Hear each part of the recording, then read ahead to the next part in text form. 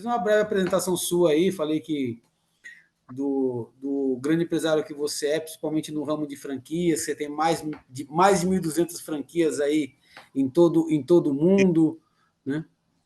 Então, fica à vontade aí, fica com a palavra, se apresenta aí. E estou aqui também ouvindo aqui você falar um pouco mais sobre expansão aí de franquias. Vai ser um prazer. Maravilha. Celso, obrigado, querido. Você é um grande companheiro, um grande entusiasta do nosso êxito. E eu quero aqui agradecer a participação de todos os nossos colegas, o Haroldo, alguns deles eu já conheço aí, e que eu possa compartilhar um pouco daquilo que eu faço e venho fazendo, e que esse ano também nós temos um MX, novamente, de grande aprendizado. Eu acho que esse último que a gente reestruturou aí foi de um elevo de conhecimento, de uma forma de participação muito grande, mas muito boa mesmo. Todos sabem aí que eu recebi o convite do Janguier para estar servindo o êxito como presidente do conselho, né? E o que eu puder servir a todos, eu me coloco à disposição sempre. Pois bem, gente, quero falar sobre franquias, né? Olha, eu tenho alguns pontos de vista. Inclusive, viu, gente, se quiserem interromper, fazer perguntas aí, fique à vontade sempre, tá? Vocês estão me ouvindo bem? Estão ouvindo? Super, perfeito. Estamos ouvindo sim. Maravilha. Se pergunta, fique bem à vontade. Eu não tenho como característica de achar que todo modelo de negócio ele é franquia. Mas eu acredito sim que todo modelo de negócio ele é escalável. Todo modelo de negócio dá para ser escalável. Eu mesmo hoje, Celso, Haroldo, todo o pessoal que está me ouvindo aí, hoje eu tenho a Odonto Excelência, claro, é a maior empresa, o maior business que eu tenho hoje, mas eu já traciono outras empresas de grande relevância, como a Lions Startups é uma incubadora de startups que eu tenho aqui, que estamos dando os primeiros pontapés agora, mas tem 4 grandes startups já incubadas nela, que chama-se Salvitec, Vida Exame, outra é na área de higienização, que é Cloud, alguma coisa assim. São 3 empresas, são 4 empresas grandes. Uma só que não é na área de saúde, diretamente. Mas não significa que eu vou empreender só na área de saúde, até mesmo que eu já mentorio muitas empresas que não tem nada a ver com a área de saúde. E que já desenvolvemos coisas legais, bacanas, que não tem nada a ver com franquia, né? Com franquia. Mas, assim, a estruturação de um negócio, nem todo negócio consegue ser escalável da forma em que está. Vou dar um exemplo aqui para vocês. Um restaurante, ele é escalável? Olha, como rede de restaurante, talvez seja escalável. Porém, o que vai manter a empresa crescendo não é exatamente o core principal. É mais ou menos assim, ó. Vocês se lembram no passado que a gente via empresários que ele queria crescer a sua empresa, ele tinha lá uma loja, daí ele abria a segunda loja, terceira loja, quarta loja, quinta loja, e depois ele começava, não ia bem a quinta, nem a quarta, nem a terceira, nem a segunda, e ele justificava dizendo, a loja que vai bem é aquela que eu estou dentro dela, que era número 1, e acabava fechando as suas lojas. Mas por que acabava fechando? Não é exatamente porque ele estava lá. O que faltava era controle. Então, gente, nessa aula que eu estou dando para vocês, nessa mentoria, eu quero deixar algumas palavras-chave que tem viés de grande relevância para o mundo atual, por esse momento que nós estamos vivendo. Vamos lá. O que move o mundo hoje são os softwares. O que manda no mundo dos negócios são os softwares. Hoje, tudo que a gente vai fazer tem que ter software. Por quê? Por que tem que ter software, gente? Toda inovação, ela vem da área tecnológica? Não. Muito pelo contrário. Os softwares, eles nos dão condições da gente inovar. Por exemplo, quando nós olhamos o Uber em si, a uberização que aconteceu no país, a Airbnb, por exemplo, são empresas que elas usam software, mas o que fez elas tracionar foi o modelo de negócio. Foi criar um modelo de negócio usando a tecnologia. Hoje, o que difere, que está diferindo as empresas, não é mais uma empresa o fato dela ser tão tecnológica assim, mas é o fato de como ela usa a tecnologia em benefício próprio. Aí sim nós temos um grande diferencial, que é o caso do Uber, né? O Uber pegou uma tecnologia que já existia, porém ninguém usava nesse modelo de negócio. Eles foram e, opa, a partir de agora eu estou usando, ok? E foi aconteceu a uberização no Brasil. Agora, grande verdade para nós podermos controlar as nossas empresas, anote isso que eu vou dizer aqui, gente. O que eu vou dizer agora é algo que vocês não esqueçam para uma vida toda, porque não vejo retrocesso nisso que eu vou dizer aqui agora. O principal ativo do mundo empresarial chama-se dados transformado em informação. Dados transformados em informação. Estão me ouvindo, gente? Está todo mundo ok aí? Tranquilo, Zé. Dados transformados em informação. Por que eu falo isso? Não tem como a gente... Vamos lá, vamos falar da minha empresa aqui para vocês poderem ter uma noção.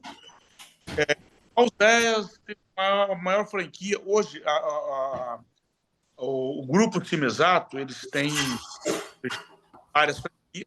Juntando todas as franquias, eles são a maior. Porque junta lá a Uralsim, a outras empresas menores que eles compraram, a Odonto Company, eles têm lá, sei lá, próximo de 2.000 unidades. Mas com uma única bandeira, nós somos a maior. A Odonto Excelência é maior com uma única bandeira. Mas não é sobre isso exatamente que eu quero falar. Vamos imaginar, vamos imaginar, isso é real.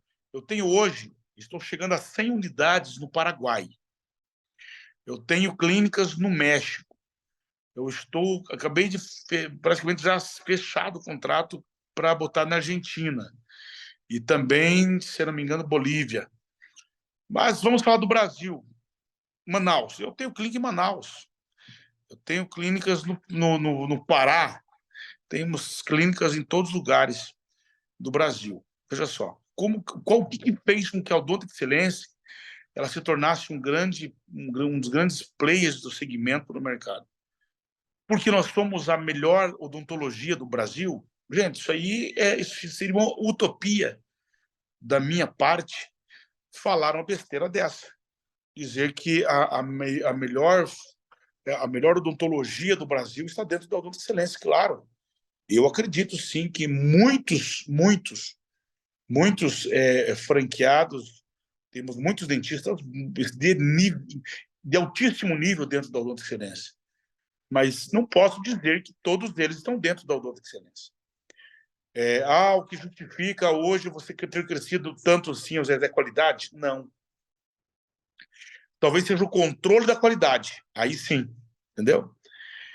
O fato de eu controlar isso, eu ter a resposta rápida, o fato de eu entender a relação minha com o paciente rapidamente, talvez isso seja, claro, um diferencial. Ninguém cresce prestando serviços ruins. Isso, aliás, qualidade não pode mais ser um diferencial na atualidade que estamos vivendo, né, gente? Qualidade é commodities.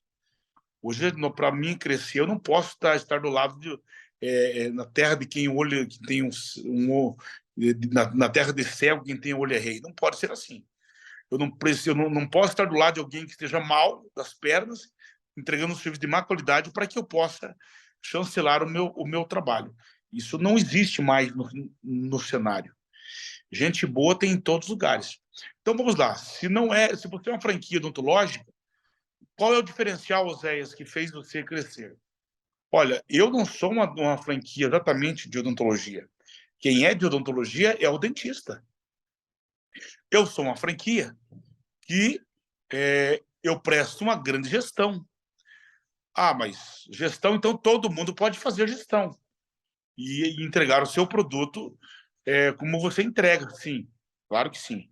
Mas fazer gestão em um software é diferente de você pensar na escala desse software. É você pensar em escalar os relacionamentos. É a gente entender exatamente como funciona a relação B2B. É como a gente entende exatamente como funciona a relação B2C e todas as demais relações que podem existir. Até mesmo porque um grande software pode gerar empresas bilionárias. E assim como outro grande software que destrói esse software, porque entrega para o mercado algo melhor, pode destruir uma grande empresa também que vale bilhões. Então, os softwares que levantam as empresas são os mesmos softwares que destroem. Porque a partir do momento que tiver algo totalmente disruptivo no mercado, eu deixo de existir. O que é a inovação disruptiva, gente? Aqui eu quero fazer um parênteses rapidamente, para que vocês possam entender. A inovação, nós empreendedores, precisamos ter uma visão muito clara com relação a isso. A inovação ela pode ser inovação de evolução, a inovação de revolução e a inovação disruptiva. E a inovação que é a novidade. O que é isso? A inovação de evolução é aquela inovaçãozinha pequena que as pessoas fazem dentro das suas próprias empresas, que elas melhoram um pouquinho aqui, ou melhoram ali sua empresa. E a inovação de revolução é aquela que ela é muito grande, que todo mundo percebe o novo modelo da empresa, a nova apresentação da empresa. Isso acontece muito com carro, na área de produto acontece muito isso, né? E assim como nós temos também a inovação disruptiva, trazendo um exemplo muito claro, foram aí os Spotify, os próprios que acabaram com as lojas de locação de filmes, exemplos, por exemplo, como a Kodak, que tanta gente já bateu na Kodak, né? As empresas que vendiam... a Kodak é um exemplo, né? Que os smartphones tiraram eles fora do jogo, isso é inovação disruptiva. E pode acontecer, se a questão nossa está pegada somente num software, pode ser que alguém venha amanhã entregando algo muito melhor e que seja mais interessante. E o mercado não tem nenhum problema de fidelidade. O mercado não é como o mercado do passado. As pessoas já estão dispostas a mudar de empresas, de fornecedores, rapidamente. Apesar que ainda vivemos uma sociedade muito tradicionalista com as coisas, mas as pessoas elas mudam o seu gosto rapidamente. Então, a gente, para poder escalar isso, por exemplo, vou dar um exemplo para vocês. Como que a gente estrutura um negócio? Para se lançar no mercado, alguns pontos são fundamentais. Ninguém consegue entrar para criar escala no mercado estando 100% organizados, gente. Isso também não significa que nós vamos trocar o pneu do carro andando, não chega a esse ponto. Mas a gente organizar a empresa no meio do caminho faz parte. Inclusive, destruir algumas ferramentas, destruir alguns negócios para ampliar outros, isso faz parte do jogo. Mas, por exemplo, vamos lá, para que eu lançasse alguma diferença, eu tinha que entender que eu teria que controlar lá na ponta. Isso é a espinha dorsal, é o core principal da empresa. Bom, a minha proposta é fazer uma boa gestão. Então, fazer uma boa gestão do quê? Eu tenho que controlar a ação de um dentista dentro de uma clínica, eu tenho que controlar a ação de uma secretária dentro de uma clínica, e eu tenho que controlar o quê? Toda a relação de um paciente com a clínica, certo? Esse é o fundamento principal. Agora, se eu fosse começar hoje, pensando só nisso, poxa vida, imagina a quantidade de coisas que eu tive que criar durante esse relacionamento todo.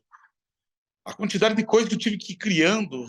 Hoje, por exemplo, eu controlo, eu estou aqui sediado no Paraná, mas eu fico aí 2, 3 dias por semana em São Paulo, no meu escritório em São Paulo, Quero marcar um jantar aí para convidar vocês para estar participando lá. Mas, assim, eu controlo a empresa, eu sei exatamente, aliás, eu sei exatamente o que cada pessoa faz dentro da empresa. Todo empreendedor, ele tem que sair da linha da melancolia, da linha só do motivacional, gente, apesar que isso é muito importante na nossa vida. Por exemplo, a coletividade dentro da empresa, ela é extremamente importante. Eu amo a coletividade, mas desde que eu saiba exatamente quem é quem dentro desse time. Eu tenho um modelo de gestão de pessoas, que inclusive vai ser o meu próximo livro, que já está combinado com a editora Gente, para que eu possa lançar ele, que eu digo assim, quem sou eu dentro do nosso? Eu amo me relacionar em time, desde que eu saiba exatamente quem é quem dessas pessoas. Assim, a gente sempre quer achar o culpado de uma situação no erro, mas a gente tem dificuldade de validar, por exemplo, alguém na coletividade. Na coletividade nós temos dificuldade. Pode perceber isso, gente. Se eu chegar e perguntar para alguém assim, quem foi o responsável de nós cumprir as metas da empresa esse mês, por exemplo, se alguém levanta a mão, todos os demais acham que essa pessoa está sendo arrogante, né? Mas no erro, a gente sempre quer achar quem foi o errado, quem foi a pessoa que deixou a luz acesa, deixou o ar-condicionado ligado, enfim, os erros normais de uma empresa. A gente quer achar o culpado. Gente, mas isso não é o mais genial de uma empresa.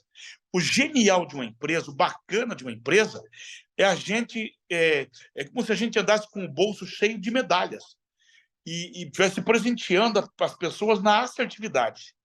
O que quer dizer isso? Aí nós começamos a entender a base de uma meritocracia, por exemplo. O que é meritocracia? É o mérito da democracia. Do ponto em que a pessoa está, ela está sendo percebida, ela está sendo notada.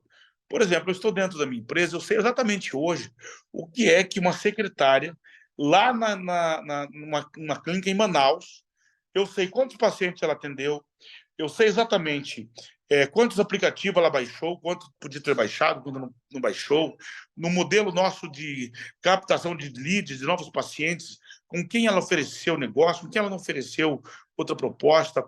Eu sei quantos cadastros ela fez, quanto recebimento ela fez, quantos pacientes foram atendidos dentro da clínica. Eu sei quantos pacientes um dentista atendeu. Eu sei quantos procedimentos ele fez na boca desse paciente. Eu sei que se ele foi uma venda nova, eu sei qual é o ticket médio que ele vendeu para esse paciente, se ele está dentro daquilo que a gente pede, se não está dentro, se ele atendeu lá X paciente. Hoje eu tenho, por exemplo, o índice de conversão dentro da Odonto Excelência é em torno de 80%. 80% de cada 10 pacientes que passam na cadeira de um dentista para que ele faça uma venda de novos produtos, fazer uma abordagem, fazer venda, ele pode perder apenas 2. E essa é uma métrica que nós temos a nível nacional. Então, assim, vocês perceberam que eu não estou mais falando de odontologia em si? Eu não estou mais falando de business em si. A odontologia, quem vende é o dentista. Nós damos total amparo para ele. Zé, mas o dentista daí, se o dentista for um dentista mau, for um dentista ruim, hoje você tem lá, sei lá, 8 mil dentistas trabalhando dentro da tua rede, como fica sabendo se ele é bom ou se ele é ruim? Olha, a métrica para se medir qualquer qualidade no mundo é o usuário falando. É o usuário falando. Se os usuários assim, estão satisfeitos com o trabalho, e vou dar um exemplo aqui, o Celso, mas é que o Celso seja um dentista. O Celso pode até não fazer um serviço tão bom assim, mas se ele foi um cara que convenceu o paciente que o trabalho dele foi excelente, cara, quem pode falar alguma coisa? Então, assim, claro que um trabalho tecnicamente ruim, ele vai ter problemas no futuro, na boca do paciente, obviamente, mas, assim, a melhor forma de você trabalhar isso é através, sem sombra de dúvida, da satisfação do paciente. Hoje, um paciente nosso, ele é atendido, quando ele sai de dentro do consultório, já chega no aplicativo dele para ele pontuar. Pontuar, inclusive, dizendo que desde que foi tratado, o que foi feito na boca dele, transparência de relacionamento. Gente, a relação B2C, ela tem que ser tão respeitada, muito mais do que a gente imagina. Porque essas pessoas dá a impressão que elas vivem no mundo disperso. Às vezes nós achamos que a relação B2C, o paciente lá na ponta, ele vive disperso. Nós estamos enganados. Ele vive disperso até ao ponto que ele perceba que ele está sendo lesado, que ele está sendo passado a perna, que tem algo melhor a ser oferecido para ele. Ô Então, Zé, se assim, me permite uma intervenção, querido. manda aí. Cara, é incrível isso, porque você uniu uma ponta a outra aí, o que você está dizendo, que é, eu tenho dados e estou transformando isso em informação, é exatamente isso que você falou no começo, que é o que é feito, né? Quer dizer, você sabe tudo, quando entra, quando sai, quantas vezes pode sair, qual é o atendimento, tá. E o exemplo que você trouxe, por exemplo, o cara pode até ser ruim, mas se a percepção do cliente, que é o nosso maior medidor, maior KPI de todos, é, no fim das contas, aquele que, né, é o destinatário final do produto ou serviço. Se é uma impressão positiva, legal. E a gente pensa, às vezes, no inverso também, né? Quer dizer, às vezes foi uma prestação excelente, maravilhosa, só que o cara não sabe mostrar, deixar claro isso para o paciente, para o cliente, enfim. E aí meio que não adianta, né, cara? O que adianta você fazer uma puta de uma prestação, você salvou a vida do cara, resolveu um puta problema, tem um puta pepino, mas ele acha que foi mais do mesmo. Então, não basta realmente ser bom, né, naquilo que faz, ou resolver o problema, mas tem que realmente demonstrar. Até porque quem paga a conta é o cliente, né? Ele é mais do que um consultor, mais do que um fiscal, né? Ele é realmente o fiscal, o consultor final maior que a gente pode ter, né? Pô, Cara, golaço isso, hein, cara? veja bem, você falou é a mais pura verdade. Agora, onde está o grande problema disso daí? Quando o dentista ele sabe que ele vai ser avaliado e essa avaliação do paciente não está ligada exatamente ao fator técnico, mas a um todo, quer dizer, aí o seguinte, ele sabe que ele vai ser, lá nos BIs da empresa, lá na ponta, cara, ele já está sendo cobrado na hora. Ele já sabe o que está acontecendo. Até mesmo porque é o seguinte, veja só que parada interessante. Nós temos que entender uma coisa, nós temos que preparar a empresa para trabalhar com pessoas medianas. É muito difícil falar uma besteira dessa, mas eu vou provar para vocês. Porque não tem como dizer para mim que eu tenho hoje de 20 mil colaboradores, de 18 a 20 mil colaboradores, tudo gente de excelência. Vamos parar com essa conversa fiada. Agora, quando que ele vai agir com excelência? Quando ele sabe que ele está sendo medido. Quando ele sabe que está sendo medido, quando ele sabe que se ele não der uma atenção legal para o cara vai reclamar, ele vai ter que fazer todo o caminho inverso de volta, se justificando para o dono da franquia, se justificando para o paciente. Cara, aí ele não faz isso. Por que ele não faz isso? Eu vou explicar para vocês o porquê. Vender não é profissão. Vender é humano. É humano. Todos nós se vendemos. Olha, eu estou fazendo uma brincadeira na minha empresa aqui, dizendo o seguinte, assim, ó. Falei, cara, você já deu um beijinho na boca? Sabe se vender. Você já construiu uma amizade? Sabe se vender. Não é? Porque a gente, desde pequeno, desde de moleque, a gente ia daquelas baladas e você tinha que... Você pensava, cara, como que eu vou chegar naquela menina ali? Como que eu vou... Cara, você estruturava a conversa. A venda é isso. Cara, você estruturava. Até amizade, cara. Amizade, se você não soubesse se posicionar numa amizade, você não é interessante. E se não é interessante, as pessoas não curtem você, não ficam ao seu lado. Então, as pessoas que ficam dizendo assim, vender, quem não é vender, você tem que ter. Viu? Vender não é profissão, desculpe. Agora, quando que o cara vende? Aí o cara é um porre, o cara faz o serviço mais ou menos, ele é um porre, não é porque ele não sabe vender, é porque ele é mediano. Agora, quando que ele vai deixar de ser mediano? Quando ele souber que ele está sendo medido. Medido e tem consequências essas medições dele. Porque dentro da minha empresa, vou dar um exemplo para vocês aqui, ó. O bom, eu nunca vou atrás e perguntar por que você disse que é bom. Eu tenho lá uma métrica lá. É ruim, bom e excelente.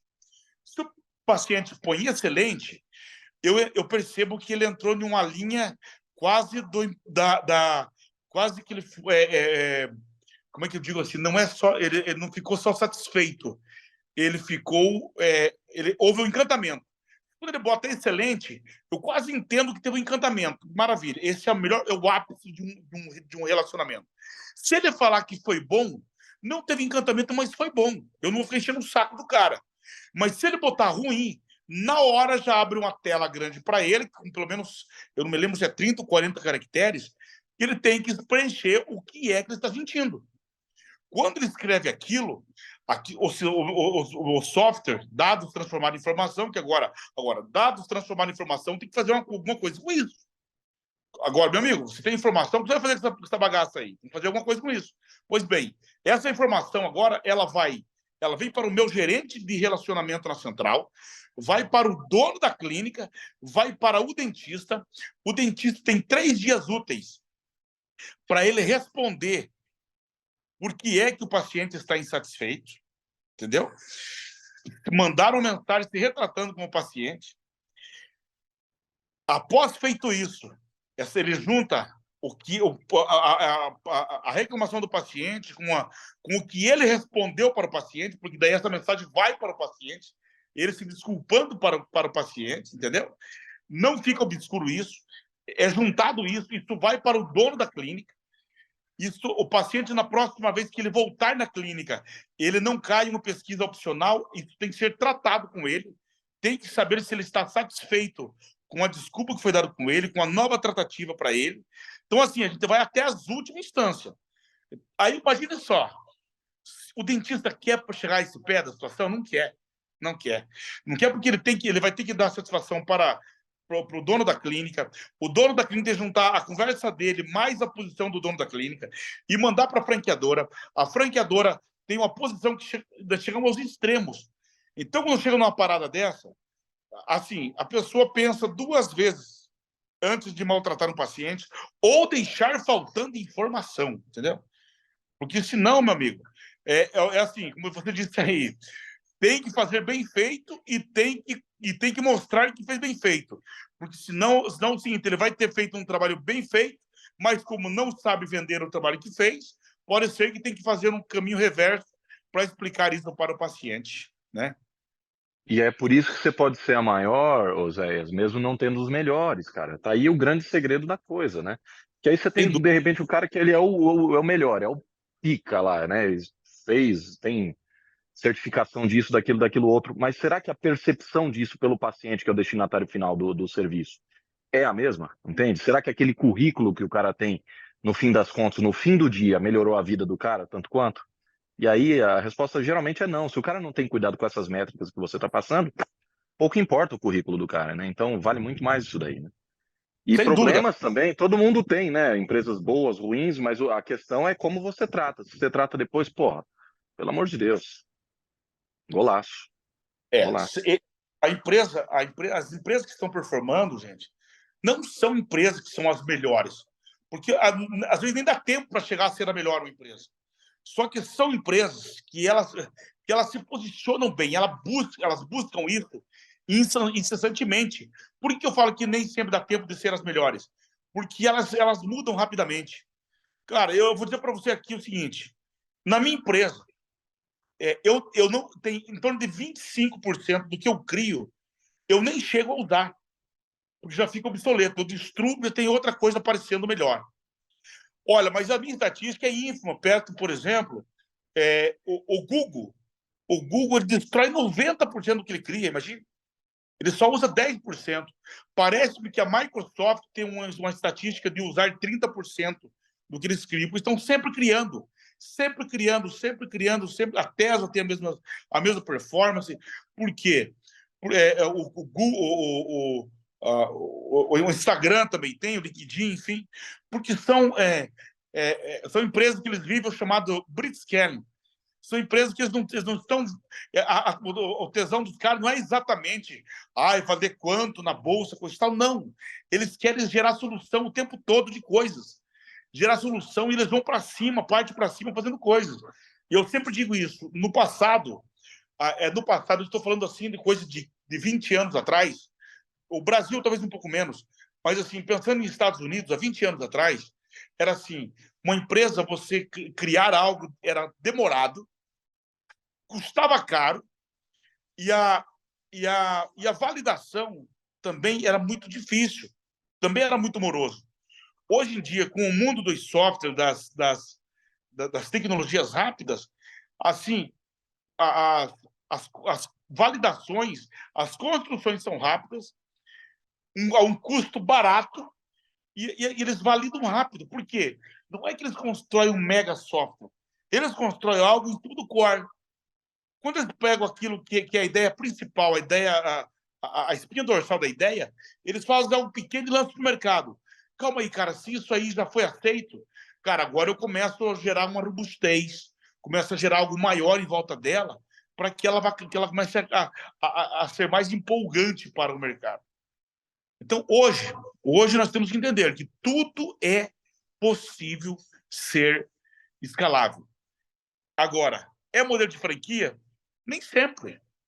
Nem sempre é modelo de franquia. Eu conheço empresas, por exemplo, que estão tracionando como franquia, estão indo até bem, não tem nada de errado, mas se criasse uma estruturação de gamificação nas empresas, seriam muito maiores do que estão hoje. Vou dar um exemplo para vocês aqui. Vou dar um exemplo aqui, ó. No meu primeiro livro, no livro Gestão Fácil, eu falo sobre isso. Eu faço uma crítica sobre o modelo de negócio da Sodier.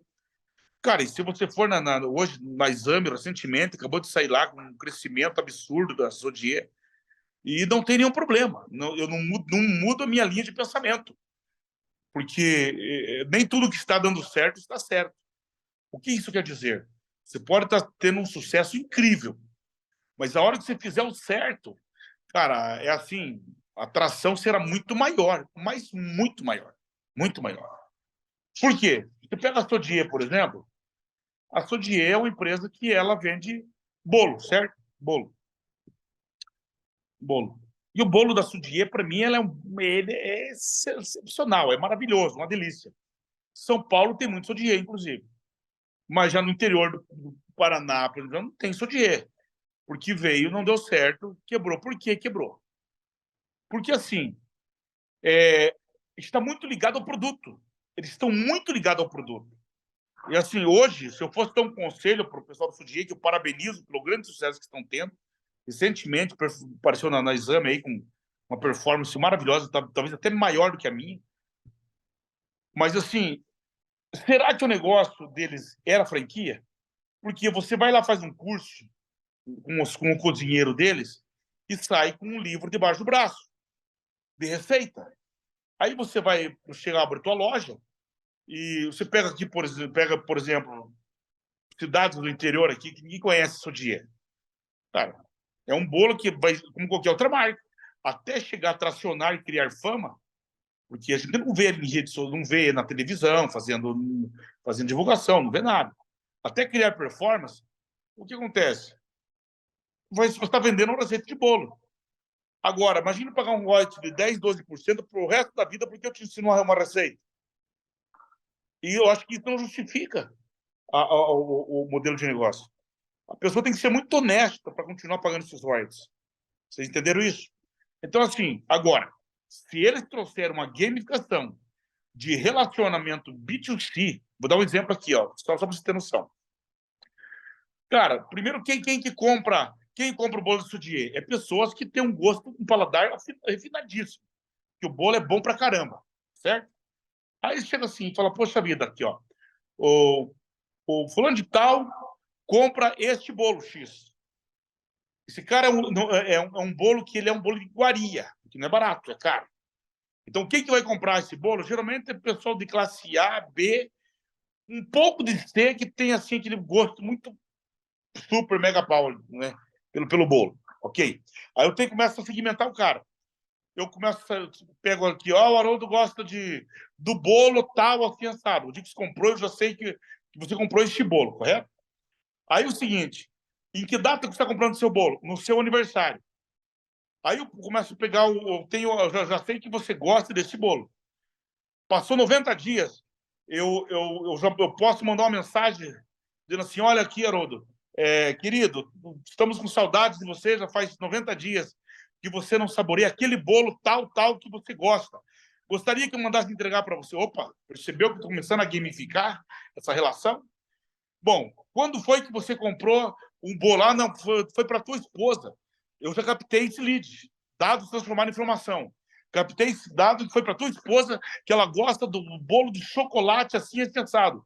Caramba, passou 90 dias, eu falo assim, olha, eu sei que hoje não é aniversário da sua esposa, porque foi tal dia, mas você não gostaria que nós mandasse para degustar um outro bolo nosso, assim, assado, coisa tal, ou do mesmo bolo, ou quando chegasse perto, um dia antes do aniversário, eu sei que amanhã é aniversário da fulana de tal, você não olha, estamos aqui preparando aquele bolo, gostaria que nós mandássemos entregar, entendeu? Você começa a criar relacionamentos e você vai gerando atração sobre o seu negócio, você vai gerando uma fidelização, porque é o tipo de mercado que é de fidelização. Aí começa a ter sentido.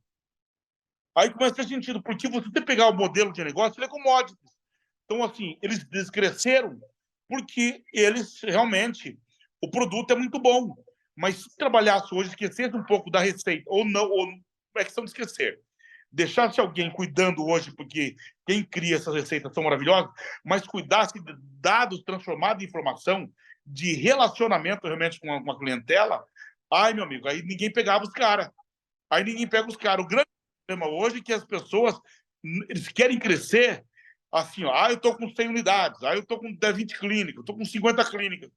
Pois é, mas o que você está fazendo com o teu meio de cliente? Qual que é o teu relacionamento com eles? Qual que é, qual que é a fidelização? Primeira coisa, gente, vou dizer para vocês aqui, ó. Qualquer dia eu vou dar essa aula, não vou dar hoje, porque o tempo não dá.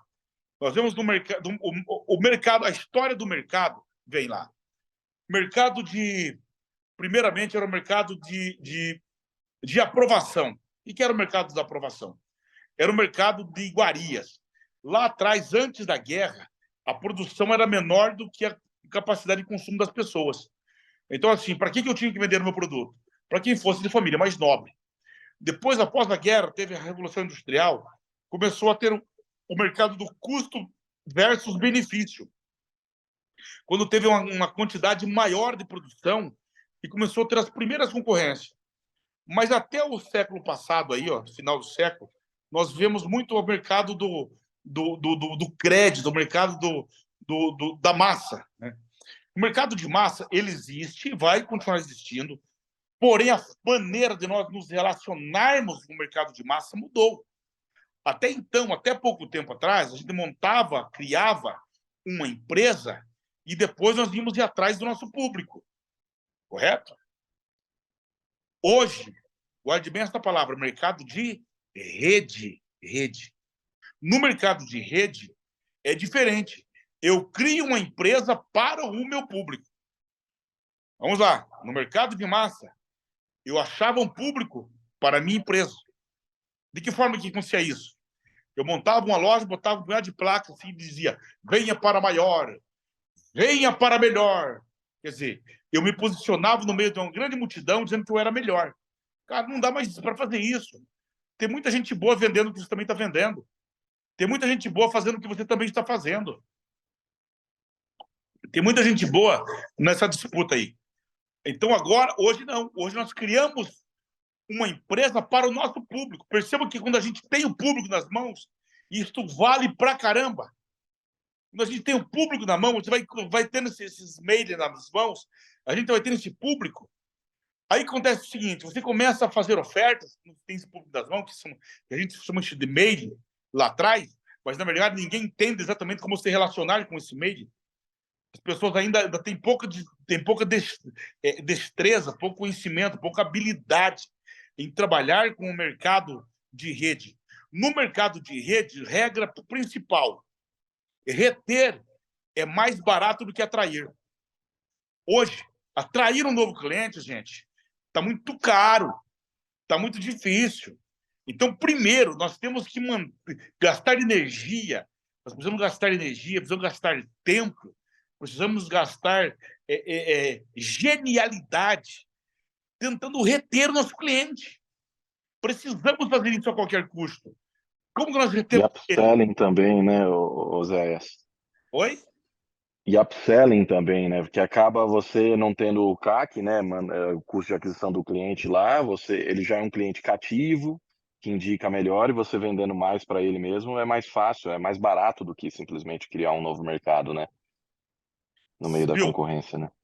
Sem sombra de dúvida. E aí entra uma ferramenta que as pessoas precisam voltar a saber usar isso, muito forte. Porque tem gente tentando usar isso, mas fora de gamificação, fora de entender realmente como funcionam as coisas, que é nós fazer com que o nosso cliente gere novos pacientes. Lifetime, nós falamos de lifetime value. Hoje tem lifetime family, entendeu?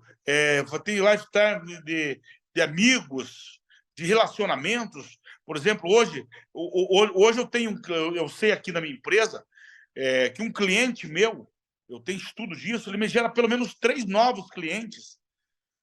Mas por que ele gera, será? Só porque ele acha eu bonitinho? Porque ele gosta do nome Odonto Excelência? Não, nós temos cashback. Nós temos hoje paciente gerando paciente. Aquilo que o Marinho falava lá em 1980 e 90, lá na Rede Vida. Olha, quando um cliente gerar outro cliente, dá um mimo, dá algo para ele. Só que, gente, quando você vai trabalhar em grandes relacionamentos, quem tem que fazer isso não somos nós, somos os robôs. Nós temos que entender que essa geração ela está andando de mãos dadas com o robô. E quando falamos de robô, não é aquele que tem lá na China, que vem bonitinho andando no meio do corredor falando com a gente, é o teu computador. É você colocar de maneira gamificada tudo aquilo que você quer se relacionar com o paciente. Hoje, por exemplo, eu acabei de lançar uma parada aqui nas minhas clínicas, cara, que deu uma pivotada na minha empresa, assim, absurda. E eu vou compartilhar com vocês algo muito interessante. Eu sou um cara que eu estudo todo o tempo, estou estudando 2, 3 livros.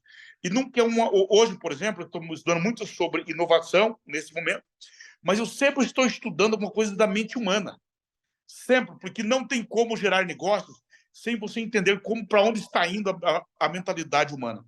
Eu chego à seguinte conclusão nesses últimos dias, gente, que eu vou dar uma aula para vocês aqui, que ela é muito massa, que eu vou dizer agora.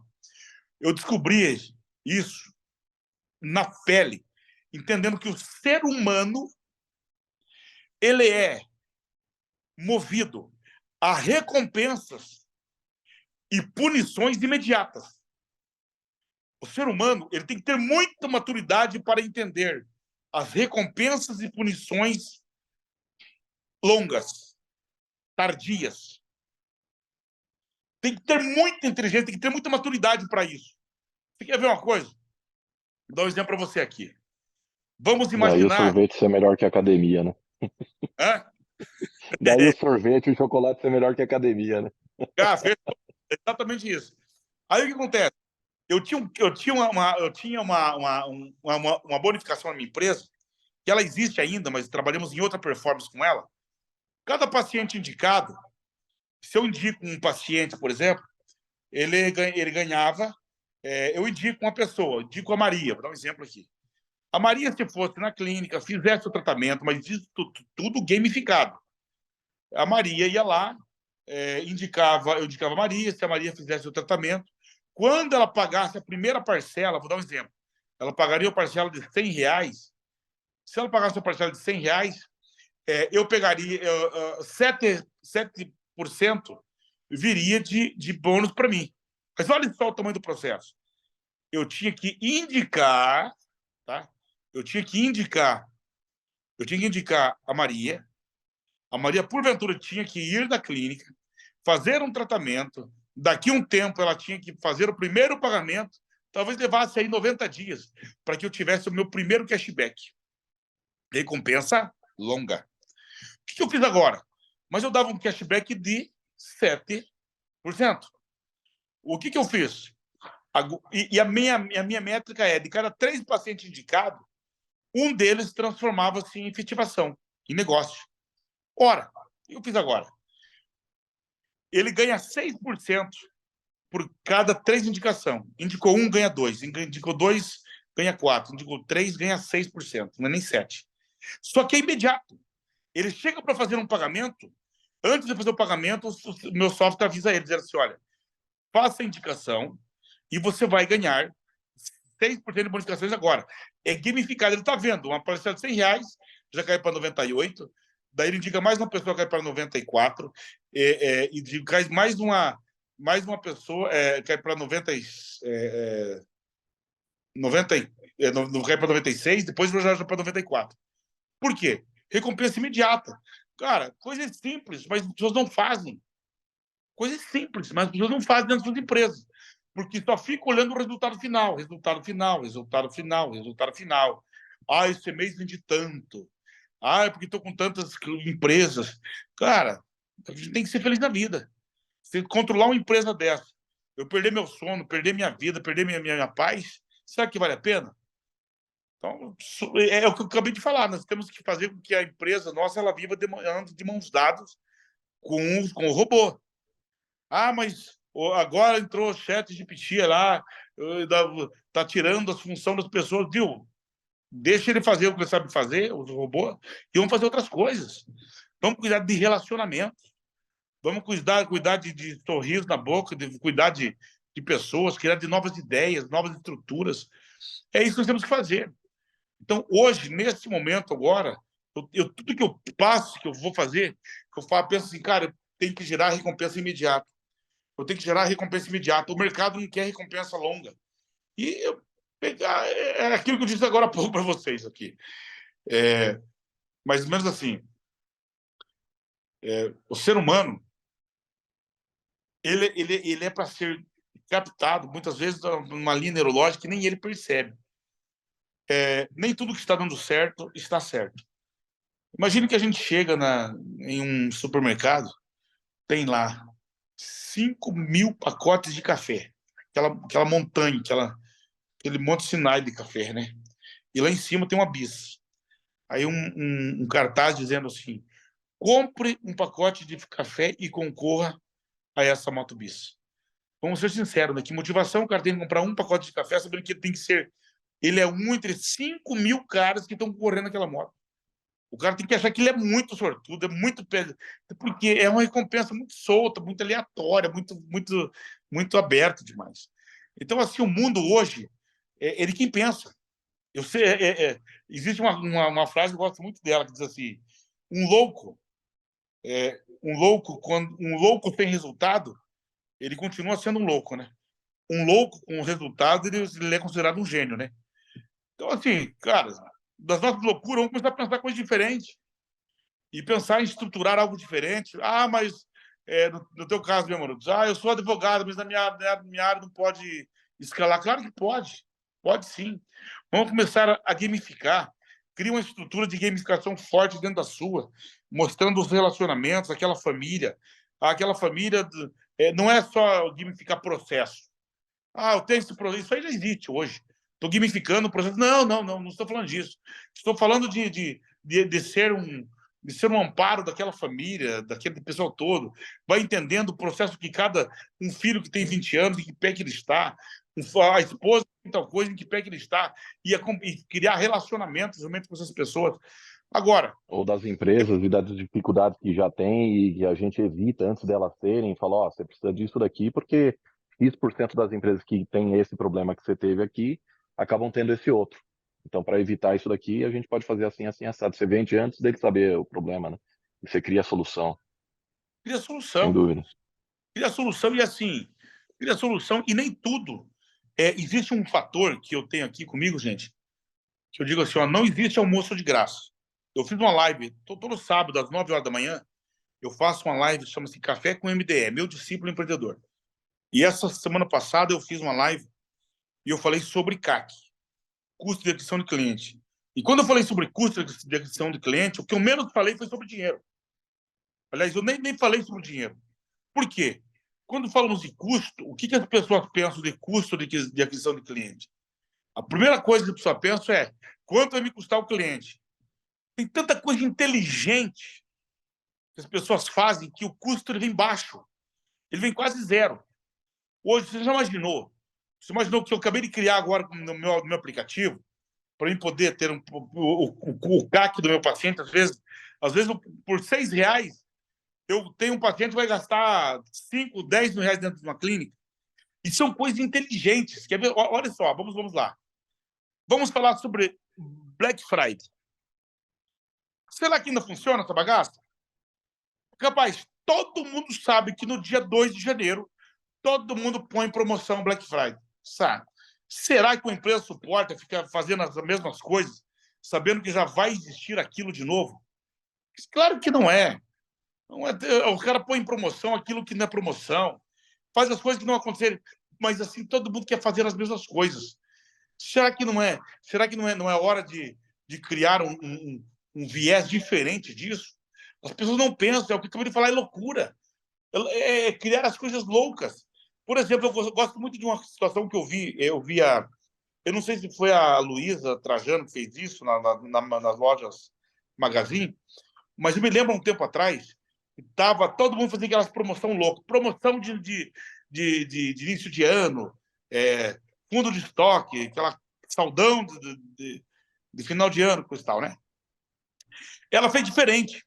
Ela colocou todo o pano preto dentro das vitrines dela, das lojas dela, e ela gerou curiosidade. Curiosidade. Cara, que 4 horas da madrugada havia filas assim, de quilométricas para querer entrar na loja da mulher, cara. Olha que pira. Porque todo mundo estava acostumado com cartaz. Chegava dia 2 de janeiro, todo mundo estava com cartaz, as paredes das lojas eram só cartaz de promoção. Ela fez o contrário, ela escondeu a loja. Escondeu a loja e gerou o quê? Gerou curiosidade. Bicho, ela arrebentou de vender no meio disso. Deve fazer mais ou menos uns 7, 8 anos. Porque, cara, a loucura. Ela criou a loucura que deu certo.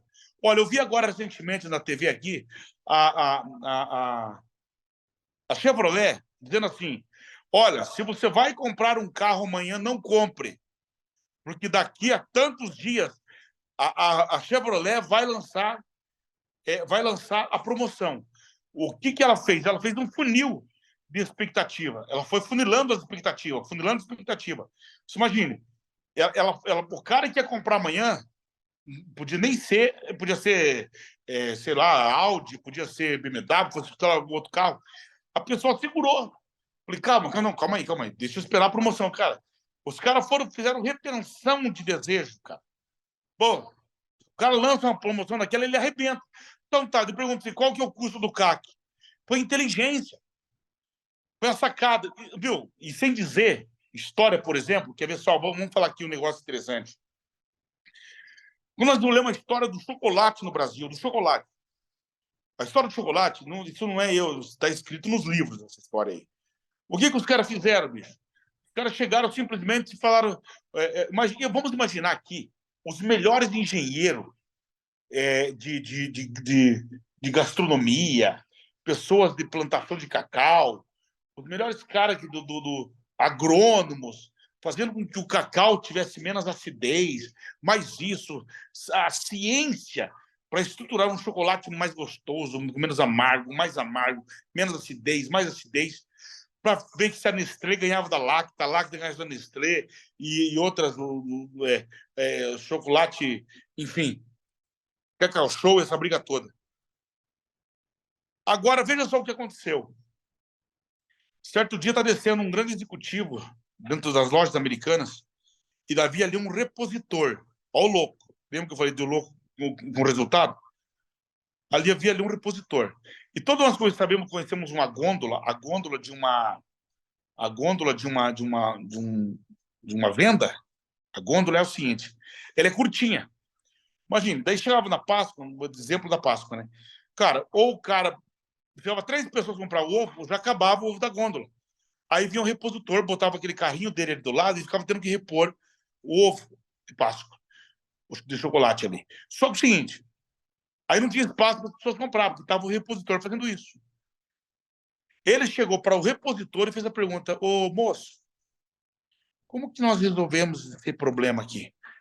Eu sei que agora você tem que repor rápido, mas o teu carrinho está aqui atrapalhando, as caixas de chocolate ali estavam atrapalhando, o cliente quer comprar, não consegue comprar. Ele olhou e falou assim: viu, por que não faz um estaleiro aqui em cima, nos corredores, todinho do mercado, e não enche de chocolate? Rapaz, a única vez no ano, gente, que você entra dentro de um supermercado e você muda o teu comportamento. Anda assim, ó, olhando para cima. Existe um entretenimento gigante nessa parada aí. Sabe quantos que aumentou não só para lojas americanas, mas para a venda de chocolate no Brasil. Aumentou em mais de 1000%. Por isso que hoje você tem em todas as lojas que vendem chocolate estão em estaleiro, que as pessoas levantam a cabeça e ficam escolhendo o seu chocolate, porque primeiro que tem liberdade de escolha, porque dá para usar o espaço todo do supermercado fazendo aquilo. 1000%. Enquanto os caras gastavam milhões dentro de faculdade, formando o melhor especialista de gastronomia, de cacau, sabe do quê, de terra, de insumos, para poder ganhar 1, 2% de mercado, porque sabemos que essa bagaça é difícil. O cara fez crescer isso com uma loucura. Faz isso aqui, ó. 1000%. Porque mudou o quê? Comportamento, gente. Mudou o comportamento. Então, assim, o que nós precisamos entender é que nós precisamos mudar comportamentos, gente. Comportamentos. Essa é a grande sacada do mercado. Então, assim, já faz 1 hora que estou falando aqui, 1 hora. Eu quero que vocês façam algumas perguntas, quem quiser fazer. Temos quantas pessoas aí com a gente aí, gente? 7 pessoas, né? O desafio é você pensar o seguinte: eu preciso escalar. Como? Como que eu vou fazer para escalar? De repente, não é exatamente o teu negócio que você vai escalar. É a forma que você se conecta com o seu cliente, o que você oferece para o teu concorrente, para outra pessoa que tem uma loja igual a sua. Enfim, a escala. E volto a dizer, o mundo é o mundo dos softwares. Outra visão. O ser humano está andando de mãos dadas com os robôs. E quanto mais nós entendermos isso, mais capacidade de crescimento nós teremos.